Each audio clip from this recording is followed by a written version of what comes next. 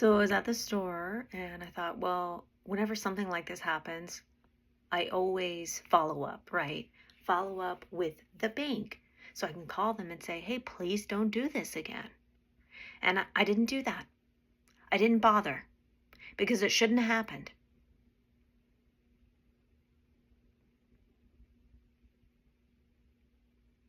Next time this happens, I'm going to pull all my money out of that bank.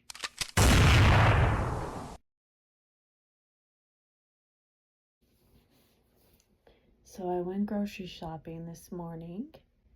I just knew. I just knew it. I just knew it. I've had trouble at this place before. Not because I didn't have money, because my card was declined. And so I had to leave the store, go to the bank, get cash, and come back. Just making it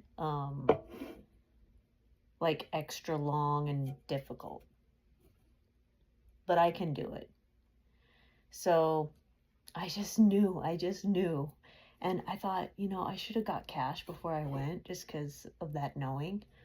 But anyway, of course, I get to the checkout and the card's declined. I know that it's the right code. So I go to the ATM. So I have to call the bank and they shut the card down due to unusual activity. It's not unusual. It's a grocery store. I go shopping almost every week.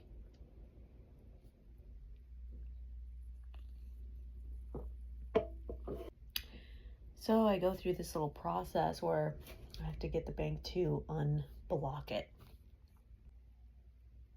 It's not annoying, it's just like harassment. So really not cool for me because then my food is sitting in a cart without me having eyes on it. Yeah, I'm one of those people now. I don't want anyone touching my food.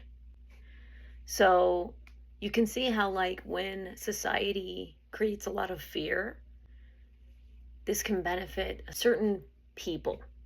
You're going to have things delivered.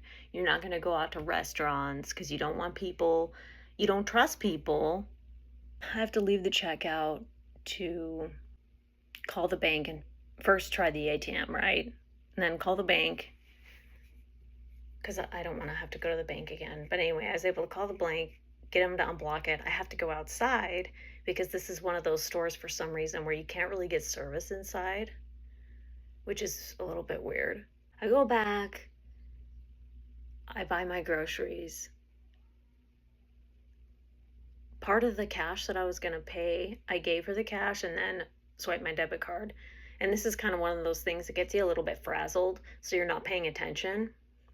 And the card took all of it off without using my cash.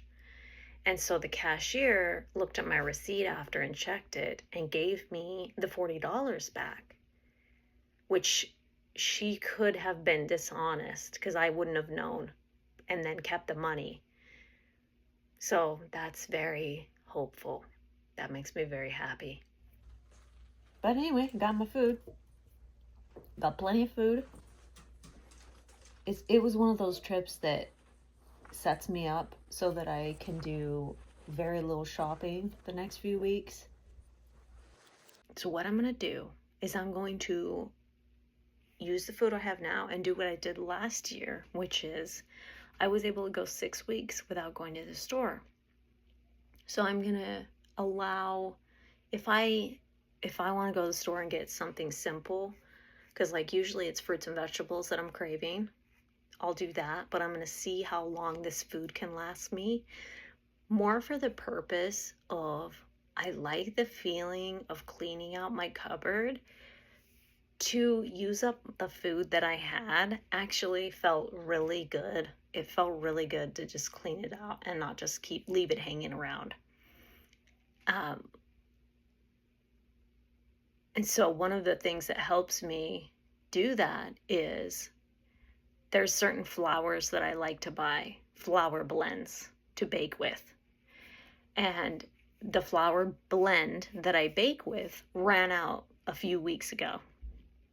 And I was like, okay, we'll go get more. When we use up this other flour blend, I had some coconut flour left over that I hadn't been using. So I start using the coconut flour, and I find that I really like it. One of my last trips to the store, the cashier was very chatty, and she tells me that she's from Baghdad.